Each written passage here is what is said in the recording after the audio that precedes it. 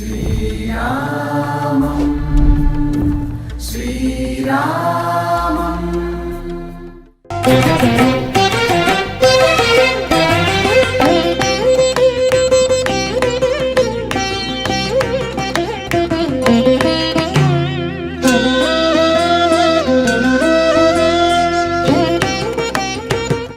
అయోధ్యలో రామ మందిర నిర్మాణంలో భాగంగా జరుగుతున్నటువంటి ఒక భవ్య దివ్య మందిర నిర్మాణం. రాములల్లా దర్శనం తర్వాత ఏ దర్శనీయ స్థలాలు ఉన్నాయి, చుట్టుపక్కల ఉన్నటువంటి ఏ ప్రాంతాలని దర్శించుకోవచ్చు అనుకుంటే అందులో ప్రధానంగా ప్రముఖంగా కనిపిస్తుంది నందిగ్రామ్. ఈ నందిగ్రామ్కి సంబంధించి చాలా కీలకమైనటువంటి అంశాలు ఉన్నాయి. అందులో ప్రధానంగా మనం మాట్లాడుకోవాలి, భరతుడు రామ లక్ష్మణులు సీతా సమేతంగా వనవాసానికి వెళ్ళినప్పుడు భరతుడు రాముడి పాదాలని తీసుకొచ్చి ఈ ప్రాంతంలోనే పెట్టి ఆ పాదుకలతో 14 సంవత్సరాలు ఎదురు చూశారు. ఈ ప్రాంతం నుంచే పాలన కూడా కొనసాగించారు. ఇక్కడ భరతుడు విశ్రమించారు, ఇక్కడ భరతుడు తపస్సు చేశాడు, ఇక్కడే భరతుడు పాదుకల్ని ఉంచి పాలన చేశాడు. దీనికి సంబంధించినటువంటి విశిష్టతతో పాటుగా ఇప్పుడు మనం ఉన్నటువంటి ఈ రావి చెట్టుకు సంబంధించి విశిష్టతలు కూడా ఉన్నాయి. వీటన్నిటి గురించి మాట్లాడుకుందాం. మనతో పాటుగా ఉన్నారు पंडित राम नारायण दास जी। पंडित जी जय सियाराम। जय सीताराम। जय सियाराम। तो हम लोग हैदराबाद से आए हैं, हमारे लिए आप बता दीजिए इस प्रांत का। भरत को नंदीग्राम में भरत जी के यहाँ आप सभी को जय सियाराम। भरत जी यहाँ पे चित्रकूट से जब लौट कर आए हैं तो यहाँ पे 14 वर्ष बैठकर प्रभु श्री राम जी का आने का इंतजार किया था, तपस्या किए थे। ये वही स्थान है नंदीग्राम भरतकुंड। भरतकुंड भी बोलते हैं। हाँ, भरतकुंड इसलिए बोलते हैं कि भरत जी यहाँ आके तपस्या किए थे। और नंदीग्राम जो बोलते हैं, भगवान राम जी जो अयोध्या में पृथ्वी लोक पे आए हुए थे, उस समय भगवान भोलेनाथ नंदी को यहाँ पे छोड़कर भगवान श्री राम जी का दर्शन करने गए थे।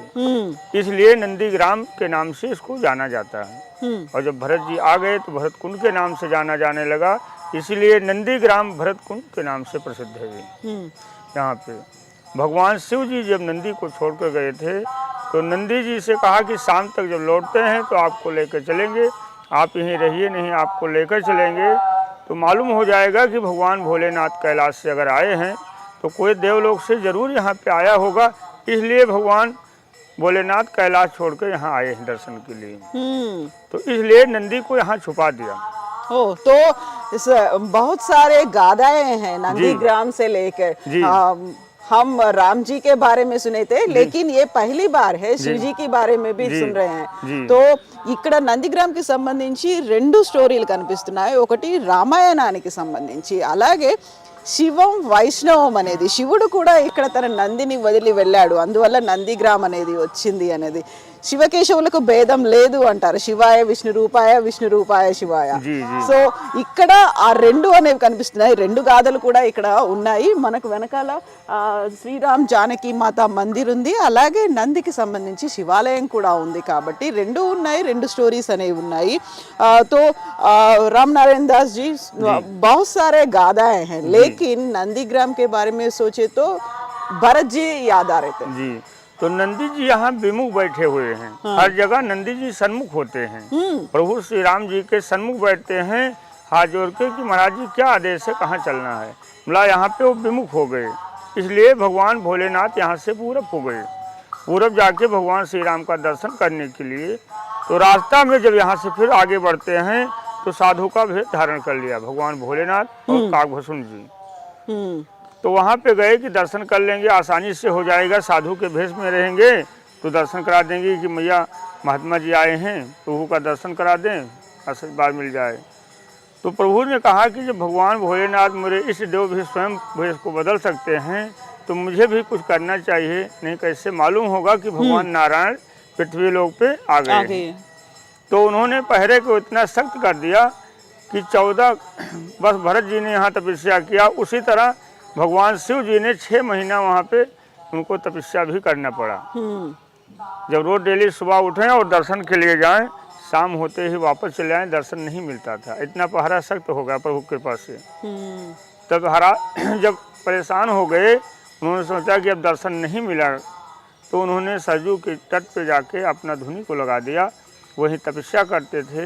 उनके काकभसून जो शिष्य थे वो कहते थे कि हमारे गुरुजी जो हैं काशी से आए हुए हैं, बहुत विद्वान पंडित हैं, ये कोई समस्याएं हैं तो आप इनका अपना हस्तरेखा दिखा के अपनी समस्याओं को तुरंत ही दूर कर सकते हैं। तो सभी अपने हस्तरेखा को देखते थे, दिखाते थे, उसके बाद में उनका निदान होता था। इसी प्रचार प्रसार से जब माता कौशल्या राजा दशरथ को मालूम हुआ कि हमारे नगर में इतना पहुँचे हुए संत आए हुए हैं गुरुजन, तो उन्होंने कहा कि क्यों ना उनको घर पे आदर से ले आ जाए, प्रभु श्री राम जी का भी हाथ देखेंगे और कुछ इनके समस्याएं जो हैं उनका निदान बताएंगे कि आगे चल के क्या इनकी जो शैलियाँ।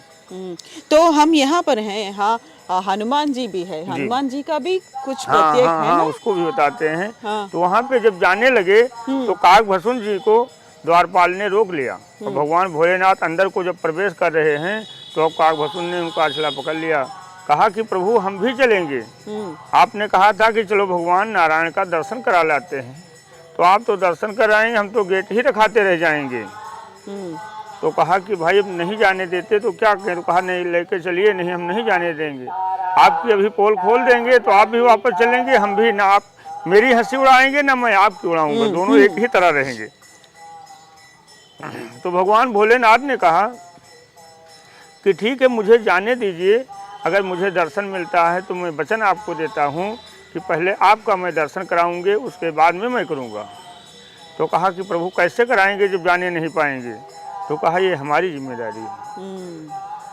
तो भगवान भोलेनाथ को काकभसून जी ने जाने दिया और जब गए हैं भगवान श्री राम जी उनके सन्मुख माता जी लेकर आई कि महाराज जी देखिए कुछ इनका भी समस्याएं देखिए क्या है इनके आगे चल के भविष्य में। तो भगवान भोलेनाथ ने कहा कि माँ मैं क्या बताऊँ, मुझे कुछ दिखाई नहीं देता है, इस बालक को क्या देख के मैं बता सकता हूँ। तो कहा कि प्रभु आपकी इतनी चर्चाएँ नगर में होती हैं, अब आप कहते हो मुझे दिखता भी नहीं है, तो कैसी लीला है प्रभु। तो कहा ये भी सत्य है माता जी, मैं बताता भी हूँ देखकर, और ये भी सत्य है कि दिखाई भी नहीं देता, दोनों है। तो कहा कैसे, तो कहा जो मेरा शिष्य है मैं उसके नेत्रों से देखता हूँ, इसलिए मैं बुढ़ा हो गया हूँ, मेरी नेत्र कमज़ोर हो गई, आपके बालक की जो रेखाएँ हैं हस्तरेखा की वो बहुत महीन है, और जो मेरा शिष्य है उसके नेत्र तेज हैं, वो बालक है अभी, तो उसके नेत्रों से देख कर मैं बता सकता हूँ। तो हुआ कि जब उसी के नेत्र से दिखाई देता है तो क्यों ना उसको लाया जाए, तभी प्रभु बता सकते हैं। तो काकभसून को जाने को अनुमति मिली, तब गए हैं वहाँ पे, तब भगवान भोलेनाथ ने उनके जीवन को शैली बताया। उसके बाद वहाँ से लौट कर आए तो नंदी को लेकर गए, और हनुमान जी जो यहाँ पे विराजमान हैं, ये हनुमान जी शंभु हनुमान जी हैं। शंभु हनुमान ये स्वयं के अपने आप के बने हुए हैं, स्वयंभू है। जब भरत जी ने इनको बाण मारा धौलागिर पर्वत को ले जा रहे थे, उस समय जब ये गिरने लगे राम राम करते हुए, तो भरत जी ने सोचा ये तो बड़ा अनर्थ हो गया, मेरी माँ भगवान श्री राम को वन भेज दिया, मैं कितना भागा कि हनुमान जी को गिरा दिया, राम जी के सेवक को गिरा दिया, बड़ा अपराध हो गया। तो उन्होंने सोचा कि क्षमा कैसे होगा, तो उन्होंने सोचा लाओ गोदी उठा लें। तब तक इस लटाएं जो वृक्ष है इसकी लटाएं सारी उनको स्वयं उठा लिया, भरत जी को उठाने का चांस ही नहीं दिया। तब से इसकी लटाएं जो हैं सारी ऊपर जाके एक दूसरे से मिल जाती हैं। यही ज्ञान देता है कि कोई व्यक्ति गिर रहा है तो उसको उठाना चाहिए, उसकी मदद करना चाहिए, अपने तरह महान उसको भी बनाना चाहिए। यही एक ज्ञान का प्रतीक है, ये धर्म सिखाता है यहाँ पे। సో ఇక్కడ మనం మాట్లాడుకోవాల్సింది రెండు కీలకమైనటువంటి అంశాలు ఉన్నాయి. మనకి ఎదురుగా కనిపిస్తోంది స్వయంభూ ఆంజనేయ స్వామి. దీనికి సంబంధించి వేటకి వెళ్తున్నారు అంటే శ్రీరామచంద్ర ప్రభుని చూడ్డానికి, అలాగే సీతామాతని వెతుక్కుంటూ ఇక్కడ నుంచి హనుమంతుడు వెళ్తున్నప్పుడు భరతుడు ఆయన్ని కూలిస్తే అంటే బాణంతో కూల్చారు. అయితే ఆయన పడిపోకుండా ఇక్కడ ఉన్నటువంటి రావి చెట్టు కాపాడింది అనేది, అలా పైకి లిఫ్ట్ చేసింది రావి చెట్టు హనుమంతుడి విగ్రహాన్ని. సో దీనికి సంబంధించి ఇంకా మనకు కనిపిస్తోంది కీలకమైనటువంటి రావి చెట్టుకి సంబంధించి. సో ప్రతి చోట మనకి రావి చెట్టుకు ఊడలు అనేవి కిందికి వేలాడుతూనే ఉంటాయి, ఎక్కడ చూసినప్పటికీ రావి చెట్టు ఊడలు కింద ఉంటాయి. అయితే ఇక్కడ మాత్రం రావి చెట్టు ఊడలు అనేవి పైకి ఉంటాయి. అలా 3 రకాల ఫామ్స్లో ఇక్కడ ఉన్నటువంటి రావి చెట్టు అనేది కనిపిస్తుంది. 3 విభిన్నమైనటువంటి శాఖలుగా ఉన్నాయి. ఈ 3 శాఖలకు సంబంధించి కూడా ఒక ప్రత్యేకత ఉంది. అయితే ఈ ఊడలు అనేవి కిందికి ఉండకపోవడం అనే దానికి సంబంధించి కింద పడిపోతున్నటువంటి వ్యక్తిని ఎవరైతే కింద ఉన్నారో వారిని లిఫ్ట్ చేయాల్సినటువంటి అవసరం ఉంది. మన ధర్మం కూడా చెప్తుంది అదే. ఎవరైనా కింద పడిపోతే చూస్తూ ఊరుకోకుండా వారికి కాస్త చేతనైనంత సాయం చేస్తే వారు కూడా పైకి లేస్తారు. అలా హనుమంతుణ్ణి ఈ రావి చెట్టు ఊడలు పైకి లేపాయి కాబట్టి అవి అత్యంత ఉన్నతంగా కనిపిస్తున్నాయి. ఎక్కడా కనిపించని ప్రత్యేకత ఇక్కడ కనిపిస్తోంది అన్నది. సో ఇక్కడ లతలు అంటే ఊడలు అనేవి పైకి ఉన్నాయి కాబట్టి అందులో ఉన్నటువంటి 3 డిఫరెంట్ ఫార్మేట్స్ ఉన్నాయి. సో राम नारायण दास जी ये 3 शाखाएं हैं ना, इनके बारे में भी बता दीजिए। इसकी जो 3 शाखाएं हैं इसमें तीनों दिख रही हैं आकृतियां। इसकी जो बीच वाली है हाँ ये स्वयं हनुमान जी को उठा रही हैं, वो आकृति है दोनों हाथों से। पश्चिम और दक्षिण की जो आकृति है ये राम और भरत मिल रहे हैं। हाँ राम जी दक्षिण से आए और भरत जी दक्षिण को बैठे थे, दोनों गले मिले। ये दोनों मिलन की है, ये उठा रही हैं। पूरब जो और दक्षिण को जा रही हैं, ये लटाएं जो हनुमान जी पर्वत लेकर गए वो आकृतियां हैं। इसीलिए तीनों आकृतियां की अलग अलग विशेषताएं हैं। సో ఇక్కడ 3 శాఖలుగా కనిపిస్తున్నాయి. అందులో ప్రధానంగా కనిపిస్తుంది ఒక మధ్యలో ఉన్నటువంటి శాఖ, అది హనుమంతుణ్ణి పైకి 2 చేతులతో లిఫ్ట్ చేస్తున్నట్టుగా ఉన్నటువంటి శాఖ. అంటే కింద ఎవరైనా పడిపోతున్నప్పుడు మనం 2 చేతులతో లేపాల్సినటువంటి అవసరం ఉంది అన్నట్టుగా అవి 2 చేతుల్ని ప్రత్యేకంగా చూస్తున్నటువంటిది. ఇక మధ్యలో ఉన్నటువంటి శాఖకి కుడివైపున కనిపిస్తోంది. ఇందులో భరతుడు రాముడు కలిసినటువంటి అక్కడ హక్ చేసుకున్నట్టుగా ఉన్నటువంటి ఒక సన్నివేశం అనేది అక్కడ కనిపిస్తోంది. అక్కడి నుంచి వనవాసం నుంచి వచ్చినటువంటి ఆ తర్వాత లంక నుంచి వచ్చినటువంటి రాముడు ఈ ప్రాంతంలో భరతుణ్ణి కలుసుకున్నారు. వాళ్ళిద్దరూ ఆప్యాయంగా కౌగిలించుకున్నటువంటి దృశ్యం అక్కడ కనిపిస్తుంది. ఇక ఇటువైపు లెఫ్ట్ సైడ్ ఉన్నది, ఇక్కడ నుంచి హనుమంతుడు సీతామాతను వెతుక్కుంటూ వెళ్తున్నారు. దక్షిణం దిక్కుగా వెళ్తున్నటువంటి అంటే లంక దక్షిణం వైపు ఉంది కాబట్టి దక్షిణం దిక్కుకు వెతుక్కుంటూ వెళ్తున్నటువంటి ఒక సీన్ అనేది ఇక్కడ కనిపిస్తోంది. సో यहाँ पादुकाएं भी है ना, भरत जी यहाँ विश्राम करते रहते थे, भरत जी यहाँ तपस भी करते रहते थे।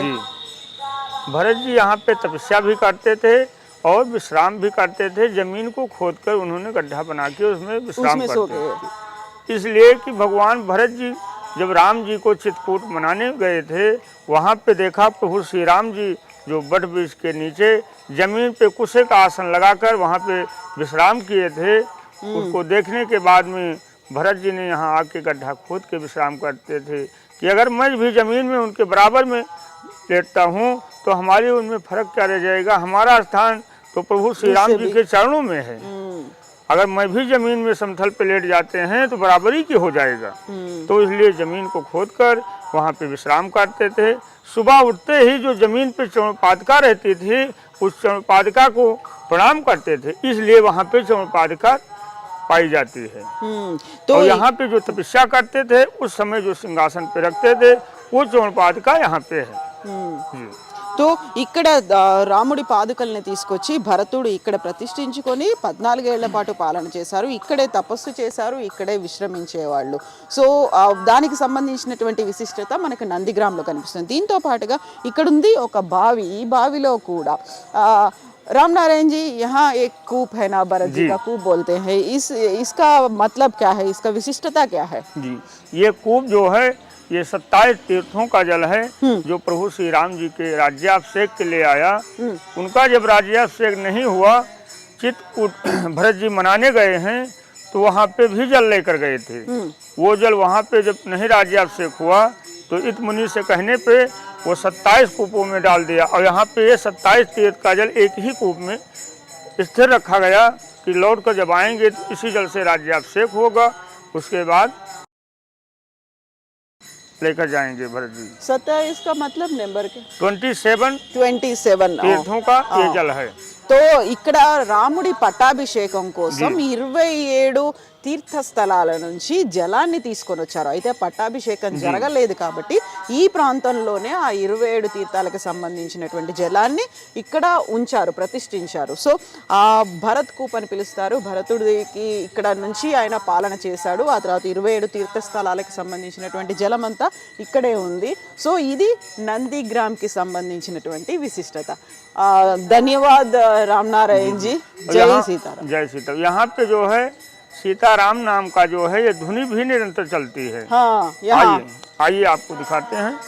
तो ఇక్కడ ఉన్నటువంటి ఇంకొక ప్రత్యేకత నిరంతరంగా ఉండేటువంటి రామనామ జపం అనేది.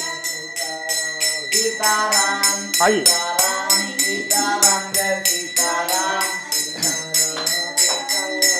यहाँ पे जो है ये सीताराम नाम जो है जो निरंतर चलता है। भरत जी ने जो 14 वर्ष तपस्या किया था उसी के उपलक्ष्य में 14 वर्ष के लिए संकल्प किया गया कि 14 वर्ष अगर सीताराम नाम जब चलेगा तो पुनः राम जन्मभूमि बन जाएगी, राम राज पुनः स्थापित हो जाएगा। तो 14 वर्ष के लिए संकल्प किया गया। 14 महीना पूरा होते ही राम जन्म का आदेश हुआ, बनने लगा। पूरे संसार में ही राम राज आ गया। तो ఇక్కడ నిరంతరం 24 గంటలు ये अखंड दीप जो है ये निरंतर चलती है, कंटिन्यू। సో 24 अक्टूबर 2018 से प्रारंभ किया गया। 2032 17 अक्टूबर को सत पूर्णिमा पे 14 वर्ष पूरा होगा ये। సో ఇప్పటిదాకా ఇక్కడ సీతారామ జపం అనేది, రామనామ జపం, సీతారామ జపం అనేది కంటిన్యూస్గా అవుతుంది. ఎక్కడ బ్రేక్ లేకుండా నిరంతరాయంగా కొనసాగుతుంది. సో ఈసారి కనుక ఎవరైనా భక్తులు అయోధ్య దాకా వచ్చారు అంటే తప్పనిసరిగా దర్శించాల్సినటువంటి ఒక స్పాట్, ప్లేస్ నందిగ్రామ్. జై సీతారాం, రామ్ నారాయణ, జై సీతారాం. శ్రీరామ